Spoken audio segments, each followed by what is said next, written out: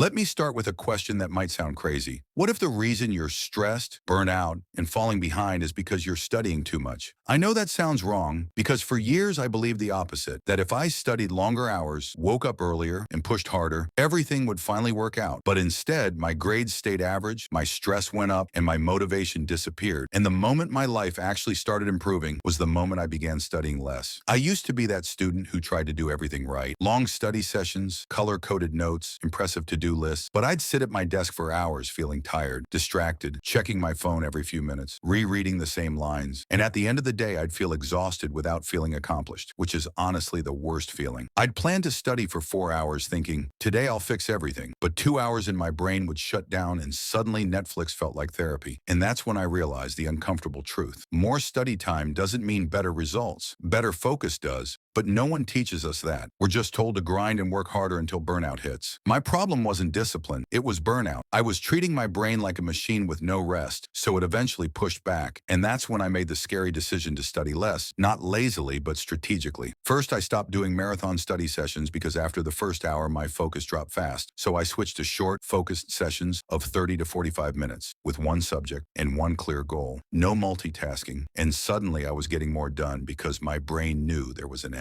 Then I stopped studying when I was already tired because telling myself I'd study at night sounded productive. But my brain was empty by then, so I moved my studying earlier in the day. Not extreme, just before distractions took over. And even that small shift made a huge difference. After that, I learned to rest on purpose because scrolling isn't rest, it's stimulation. So I replaced it with short walks, sitting quietly or doing nothing for a few minutes. And studying stopped feeling so heavy once my brain actually recovered. The hardest change was lowering my expectations because I used to plan perfect days, and when I failed, I wanted to quit. So instead, I asked myself what the minimum was that still moved me forward. Sometimes 30 minutes, sometimes just reviewing notes. And that's how I became consistent, because consistency quietly beats intensity every time. Studying less doesn't mean not caring. It means caring smarter, protecting your energy, your focus, and your mental health. And once I stopped forcing productivity, my grades improved, my stress dropped, and studying stopped feeling like punishment. I didn't fix my life overnight, but I fixed the direction. And if studying feels painful, if you're tired all the time, and if you're trying hard without seeing results, you don't need more hours. You need shorter sessions, better timing, real rest, and realistic expectations. So tonight, don't plan a perfect routine. Just do one focused 30-minute session with your phone away and then stop. Try it tonight. And remember, we're not here to burn out. We're here to level up together.